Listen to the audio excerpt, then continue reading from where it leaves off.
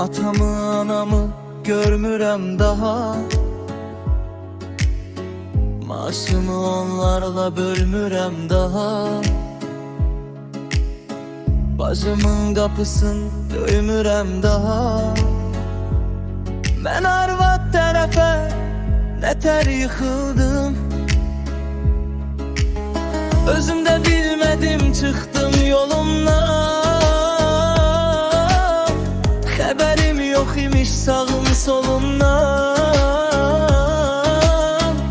elə bil bir nəfər çəkdi qolumdan. Mən arvad tərəfə nətər yıxıldım, məni tez zamanda tutdular dilə.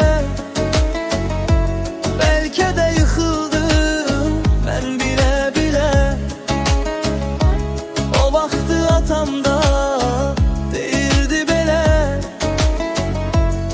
Mən arvad tərəfə nətər yıxıldım, elə bil bir nəfər çəkdi qolumdan. Nətər yıxıldım.